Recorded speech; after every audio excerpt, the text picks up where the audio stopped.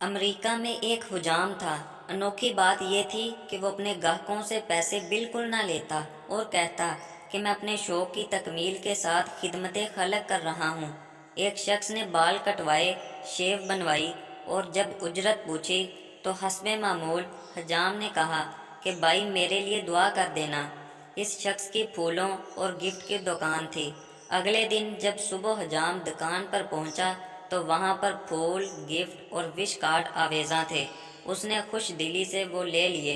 پھر ایک شخص جس کی کتابوں کی دکان تھی، اس نے حجام سے بال کٹوائے اور اگلے دن اپنی خوشی سے چند عمدہ کتابیں پیک کر کے بھجوا دیں۔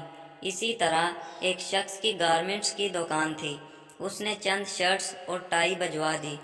پھر ایک دن ایک پاکستانی وہاں چلا گیا۔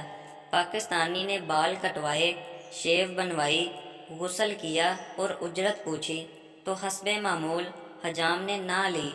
اب اگلی صبح جب حجام اپنی دکان پر پہنچا تو اس نے بھلا کیا دیکھا، وہاں 50 کے قریب پاکستانی اس انتظار میں بیٹھے تھے کہ کب دکان کھلے اور وہ سب مفت میں بال اور شیو بنوائیں۔ ویڈیو پسند آئے تو ہمارے چینل کو ضرور سبسکرائب کریں۔ اللہ حافظ۔